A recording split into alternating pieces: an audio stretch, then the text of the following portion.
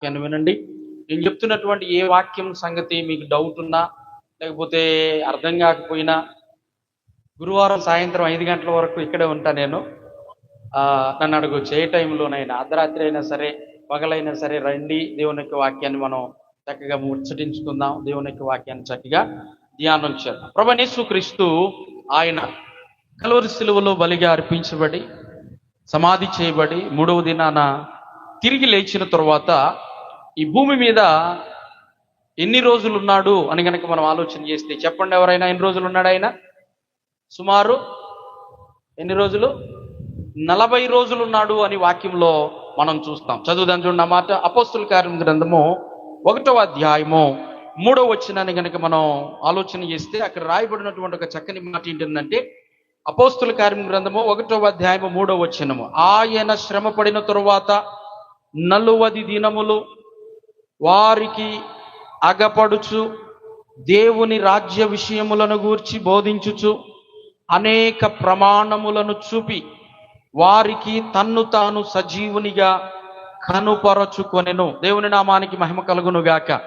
ప్రభువైన యేసుక్రీస్తు మరణాన్ని జయించి తిరిగి లేచిన తరువాత సుమారుగా 40 రోజులు ఈ భూమి మీద ఆయన నివాసము చేశాడు. ఇక్కడ ఒక సంగతిని నేను మీకు జ్ఞాపకం చేయాలని ఆశపడుతున్నా. ఏంటి ఆ సంగతి అనంటే, ఇప్పటి వరకు కూడా రాత్రి యేసుదాస్ పాస్టర్ గారు ఆయన ఒక మాట ఉచ్చరించాడు. ఏంటి ఆ మాట అనంటే, లెంట్ డేస్ అన్న సంగతి జ్ఞాపకం చేశాడు. అంటే శ్రమ దినాలు, గుడ్ ఫ్రైడేకి ముందు 40 రోజులు శ్రమ దినాలు ప్రతి సంఘంలో చాలా మంది పాటిస్తూ ఉంటారు.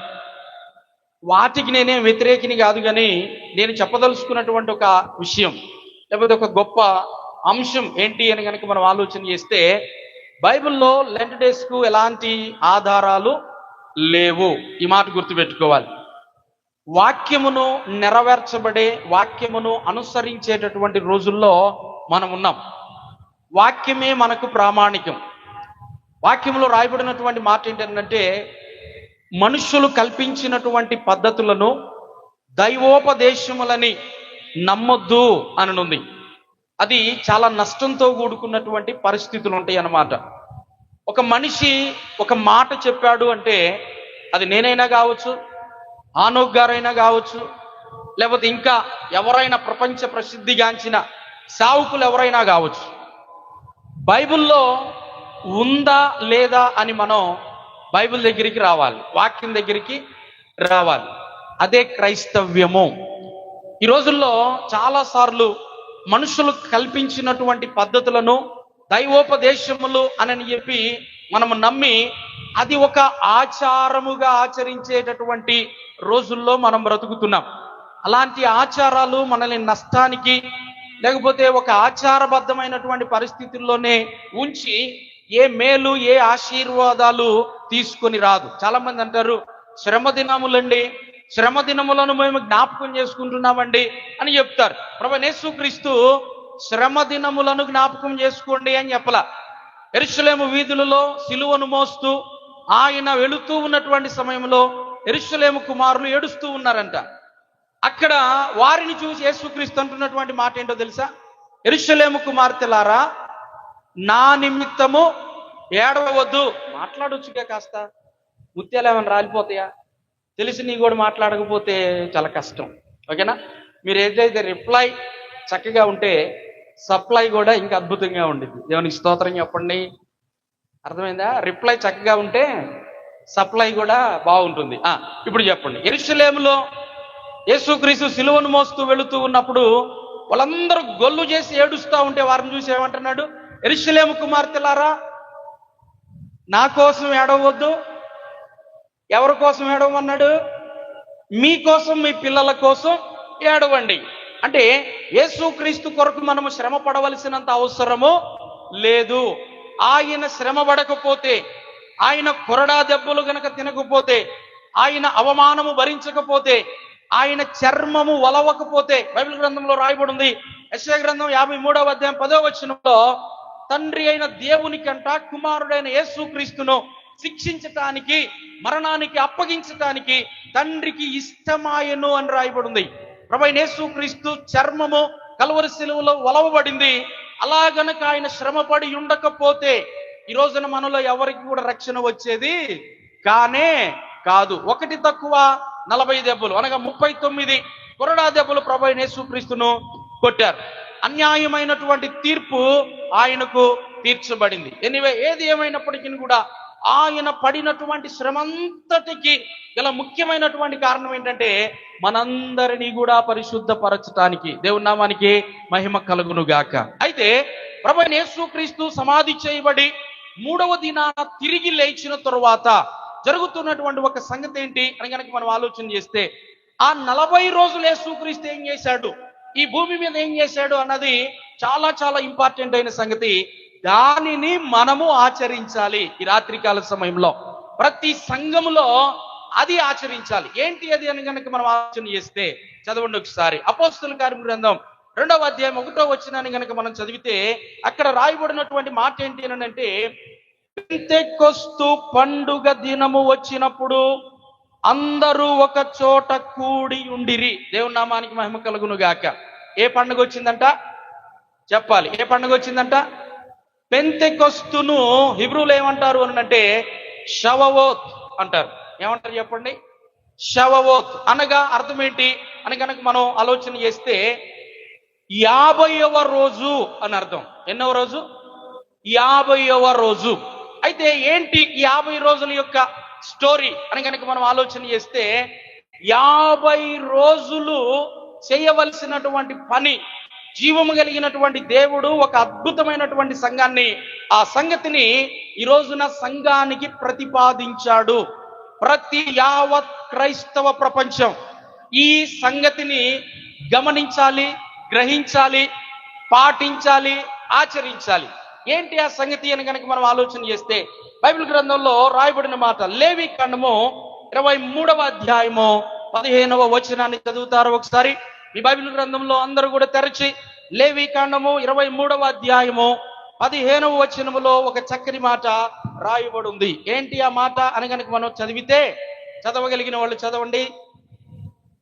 మీరు విశ్రాంతి దినమునకు మరునాడు మొదలుకొని, అనగా అల్లాడించు పనను మీరు తెచ్చిన దినము మొదలుకొని 7 వారములు లెక్కించవలెను. లెక్కకు తక్కువ కాకుండా 7 వారములు ఉండవలెను. 7వ విశ్రాంతి దినము మరుదినము వరకు ఎన్ని దినములంట? 50 దినములను లెక్కించి. ఇప్పుడు చూడండి జాగ్రత్తగా. జీవం కలిగినటువంటి దేవునికి నేను మొదటి రోజు చెప్పాను, ఒక సిస్టమ్ ఉంది, ఒక చట్టం ఉంది, ఒక ప్రణాళిక ఉంది. సంఘాన్ని ఎలా కట్టాలి అన్నది దేవుని యొక్క ఆధీనంలో ఉంది. సంఘాన్ని ఎలా సిద్ధపాటు చేయాలి అన్నటువంటిది ప్రతి దానికి కూడా దేవునికి ఒక గొప్ప ఉద్దేశం ఉంది, ప్రణాళిక ఉంది. ఏంటి ఆ ఉద్దేశం, ప్రణాళిక అని కనుక మనం చదివితే అక్కడ రాయబడినటువంటి ఒక మాట ఏంటి అని అంటే, విశ్రాంతి దినము మొదలుకొని 7 వారములు మీరు లెక్కించాలి అని అంటాడు. ఎన్ని వారాలంట? 7 వారాలు. 7 వారాలు అంటే ఎన్ని రోజులు వస్తుంది అని అంటే, వారానికి 7 రోజులు, 7 వారాలు అన్నాడు. 7 ఏళ్ళు ఎంత? 49 రోజులు ప్లస్ ఆ కింద రాయబడిన మాట ఏంటంటే, లెక్కకు తక్కువ కాకుండా 50 రోజులు అని అంటాడు. ఈ 50 రోజుల స్టోరీ ఏంటి అని కనుక మనం ఆలోచన చేస్తే, పెంతెకొస్తు అనగా షవవోత్ అని రాయబడింది. షవవోత్ అనగా అర్థం ఏంటి అని అంటే 50వ రోజు. అనగా 50వ రోజు పెంతెకొస్తు దినము నుండి ముందుకు గనక మనం లెక్కించుకుంటూ వెళితే వచ్చేటటువంటి పండుగ పేరేంటి అని అంటే పస్కా పండుగ. దేవునికి స్తోత్రం చెప్తారు ఒకసారి. అంటే పస్కా పండుగ ఎప్పుడు వస్తుంది సహజంగా ఆలోచన చేస్తే, శుక్రవారం, గుడ్ ఫ్రైడేని పస్కా పండుగ అని అంటారు. చాలా మంది 40 రోజులు ముందు ఆచరిస్తారు. కానీ దేవుని యొక్క చిత్తము, దేవుని యొక్క చట్టము, దేవుని యొక్క ప్రణాళిక ఏమైంది అని అంటే, పస్కా పండగ దగ్గర నుండి పెంతెకొస్తు పండగ దినము వరకు, అనగా 7 వారాలు 49 రోజులు ప్లస్ ఒక రోజు అనంటే 50 రోజులు తక్కువ కాకుండా ఏం ఆచరించాలి అనంటే దిద్దుబాటు వారములను ఆచరించాలి. 2 చేతులెత్తి స్తోత్రం చెల్లిద్దాం. హల్లెలూయా. ఇది వాక్యములో రాయబడినటువంటి మాట. ఏం మాట అనంటే మీరు ముందు కాదు శ్రమ దినాలను పాటించాల్సింది, శ్రమ దినాలను ఆచరించాల్సింది ముందు కాదు. ఎప్పుడు అనంటే ప్రభు అయిన యేసుక్రీస్తు పస్కా పండగ దగ్గర నుండి అక్కడ అంటాడు కదా, మీరు మొదటి పనులను దేవుని మందిరానికి తీసుకుని వచ్చి అల్లాడించుతున్నటువంటి ఆ రోజు నుంచి, అంటే ఇశ్రాయేలీలకి ఒక చట్టం ఉంది, ఒక చిత్తం ఉంది. ఏంటి ఆ చట్టం చిత్తము అనంటే వారు ఎప్పుడైతే పస్కా ఆచరిస్తారో ఆ నెక్స్ట్ డే ప్రథమ ఫలములు అనేటటువంటిది, పంటలో మొదటి పిడికెడును వారు తీసుకొని వచ్చి దేవుని యొక్క సన్నిధిలో దానిని అల్లాడించాలి. ఏం తీసుకురావాలి అనంటే గోధుమల పంట తీసుకొని రావాలి. గోధుమ రొట్టె దేనికి సాదృశ్యముగా ఉంది అనంటే ప్రభు అయిన యేసుక్రీస్తు యొక్క శరీరానికి సాదృశ్యముగా ఉంది. దేవుని నామానికి మహిమ కలుగును గాక. అంటే పస్కా పండగ దగ్గర నుండి పెంతెకొస్తు పండగ వరకు 50 రోజులు తక్కువ కాకుండా దిద్దుబాటు వారాలు లేకపోతే దిద్దుబాటు దినములను ఆచరించాలి. సహజంగా జీవము కలిగినటువంటి దేవుడు ఇచ్చినటువంటి ఒక అద్భుతమైనటువంటి విషయము బైబిల్ గ్రంథంలో మనం చూస్తాం. ఈ 50 రోజులు మనం ఏం చేయాలి అని కనుక మనం ఆలోచన చేస్తే హీబ్రూలో అంటారు ముసోర్ మిదోత్. చెప్పండి ఆ మాట, ముసోర్ మిదోత్. ముసోర్ మిదోత్ అంటే అర్థం ఏంటంటే దేవుని నైతిక నియమాలు అని అర్థం. దేవుని నైతిక నియమాలు. దేవుని నైతిక నియమాలు ఎన్నున్నాయి అంటే 49 ఉంటాయి. దేవుని నామానికి మహిమ కలుగును గాక. దేవుని స్తోత్రం చెప్తారు. ఒకసారి 2 చేతులెత్తి దేవుని స్తోత్రం చెప్తారా? హల్లెలూయా. పాస్టర్ గారు ఇది ఏదో కొత్త బోధ లాగా ఉంది అన్నట్టు ఇది కొత్త బోధ కాదు, ఇది ఒక స్పెషల్ ట్రైనింగ్ అనమాట. ఈ ట్రైనింగ్ ఏమంటారు అంటే రబ్బనికల్ ట్రైనింగ్. అక్కడ దేవుని యొక్క వాక్యాన్ని హిబ్రూలో నుంచి చదివి హిబ్రూలో నుంచి నేర్చుకునేటటువంటి స్థితి. దేవుని యొక్క వాక్యము ఒరిజినల్ వాక్యం మనకి ఎక్కడ దొరుకుతుంది అంటే ఎక్కడ దొరుకుతుంది చెప్పండి? హిబ్రూలోనే ఒరిజినల్ కాంటెక్స్ట్ దొరుకుతుంది. తర్జుమా చేయబడి తెలుగు బైబిల్ మన చేతికి వచ్చేసేటప్పటికి హిబ్రూలో వాక్యాన్ని చదివి తెలుగులో చదివితే మనం ఎంత మిస్ అవుతున్నాము అంటే 80% మిస్ అయిపోతున్నాం. ఎంత? మనకు దొరుకుతున్నటువంటి వాక్యం ఎంతో తెలుసా? 20%, అంటే 20%. రాబో తరానికి ఒక ఛాలెంజ్ ఈ రోజు నుంచి మీ మనసుల్లో పెట్టుకోండి, నేను హిబ్రూలో వాక్యం చదవాలి. ఓకే, పిల్లలు యవనస్తులు చాలా మంది ఉన్నారు ఇక్కడ. నిజమైనటువంటి భక్తి చేయాలి అంటే, నిజమైనటువంటి వాక్యాన్ని నేర్చుకోవాలి అంటే, వాక్యాన్ని మనం కలిగి ఉండాలి అని అంటే, నిజమైన దేవుని యొక్క గుణ లక్షణాలను తెలుసుకోవాలి అంటే, నిజమైన దేవునికి దగ్గరగా మనం జీవించాలి అంటే, నిజమైన దేవుణ్ణి మనం కలిగి ఉండాలి అంటే, ఇప్పుడు కలిగిలేమా అని అంటే కలిగి ఉన్నాము. అయితే ఒక సంగతి ఏంటి అంటే అది గొప్ప కృపను బట్టి. దేవునికి స్తోత్రం చెప్తాం. ఒకసారి ఈ రోజున మనం సరైనటువంటి అవగాహన లేక భక్తి చేస్తున్నప్పటికీ కూడా కృపలో ఉన్నాము గనుక, కృపలో నింపబడుతూ ఉన్నాము గనుక మన ప్రార్థనను దేవుడు అంగీకరిస్తున్నాడు, మన భక్తిని దేవుడు అంగీకరిస్తున్నాడు.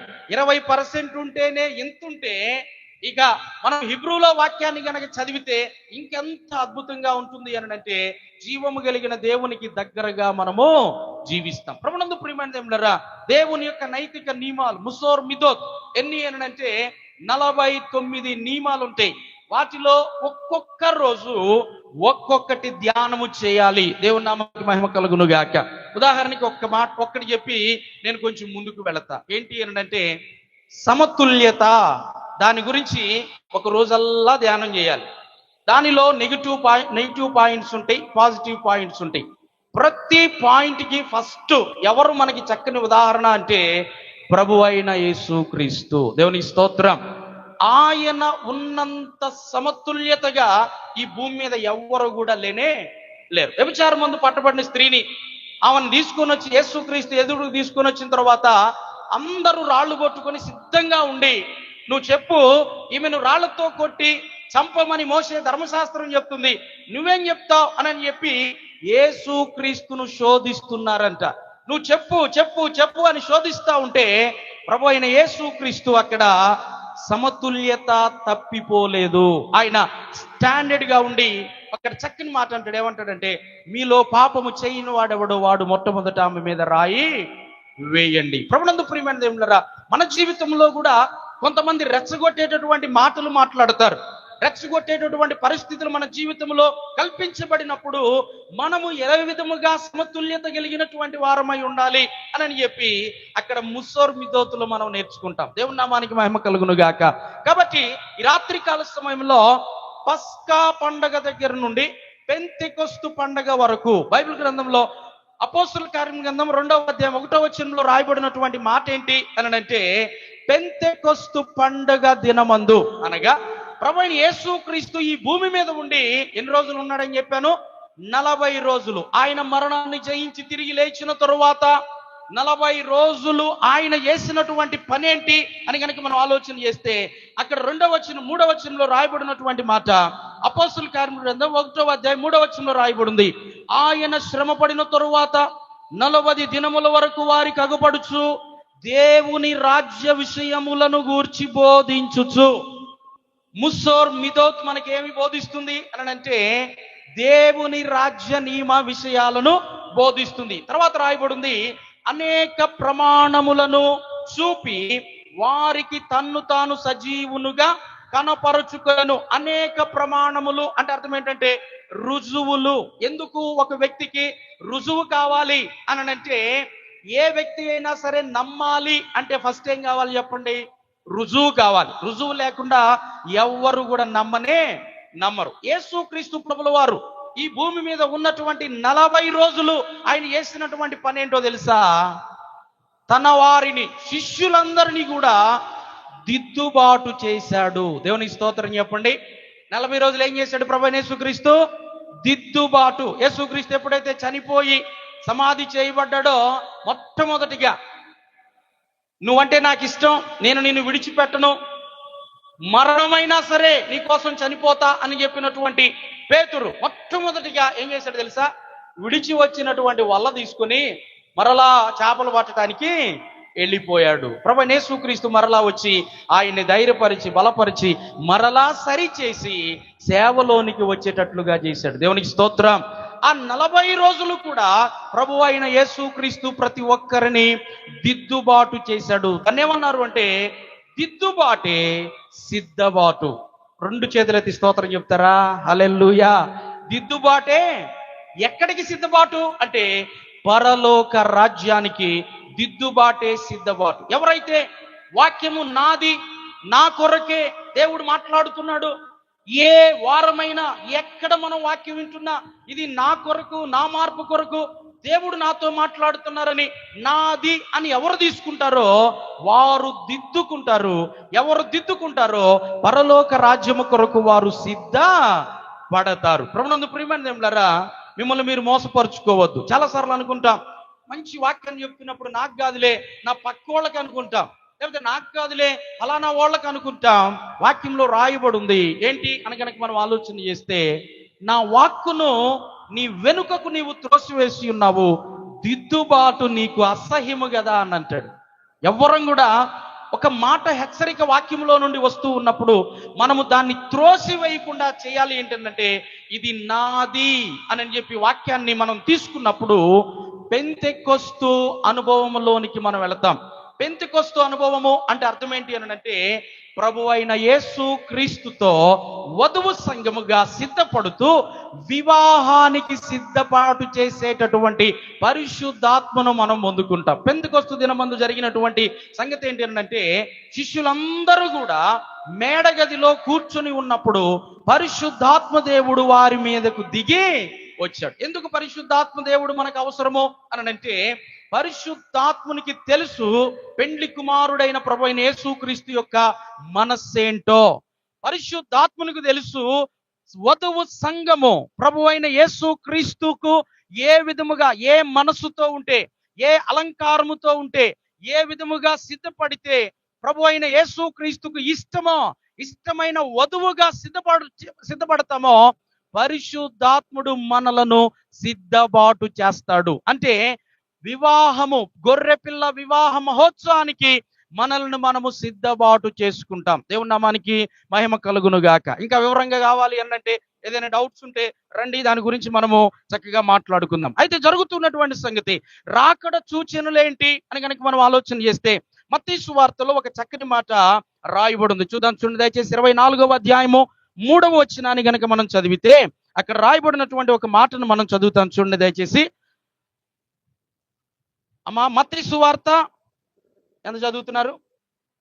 24వ అధ్యాయము 3వ వచనం. ఎస్, చదవండి.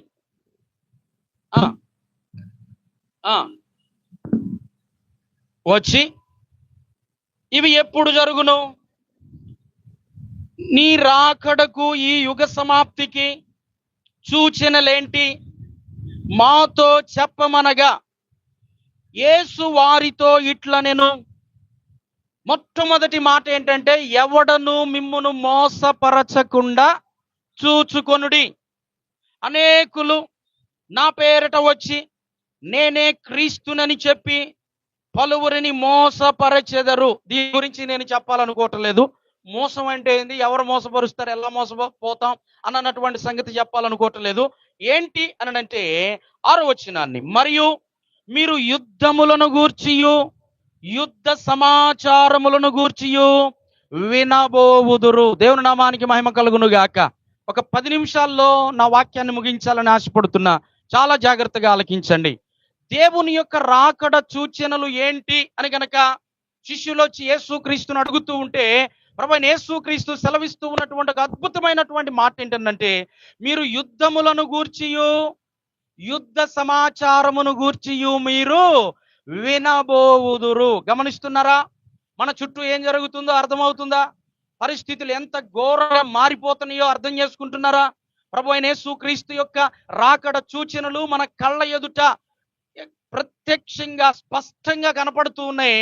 అయినా కానీ మనం నిర్లక్ష్యంగా, అశ్రద్ధగా, దిద్దుబాటు లేకుండా, దిద్దుబాటే చెప్పండి, దిద్దుబాటే సిద్ధబాటు, దిద్దుబాటు లేకుండా ఇంకా నేను అలాగే ఉంటాను అని అంటే మనల్ని ఎవ్వరు కూడా మార్చలేరు. చుట్టూ ఏం జరుగుతుంది అని కనుక మనం ఆలోచన చేస్తే, ఇప్పుడున్నటువంటి పరిస్థితుల్లో ఎక్కువగా మనకు వినబడుతూ ఉన్నటువంటి ఒక గొప్ప సమాచారం ఏంటంటే, అమెరికా మరియు ఇరాన్ యుద్ధం. గమనిస్తున్నారా? అమెరికా మరియు ఇరాన్ యుద్ధం. పదే పదే అమెరికా నుంచి, అమెరికా అధ్యక్షులు కావచ్చు, ఉపాధ్యక్షులు కావచ్చు, ఇరాన్తో చర్చలు జరపాలి అని చాలా చాలా చాలా చాలా ప్రయత్నాలు చేస్తున్నారు. కానీ ఇరాన్ చర్చలకు అసలు రావటం లేదు. ఇది చాలా ఘోరమైనటువంటి సంగతి. ఒకప్పుడు పై చేయి సాధించినటువంటి అమెరికా, మాకు ఏ భయము లేదు అని చెప్పినటువంటి అమెరికా,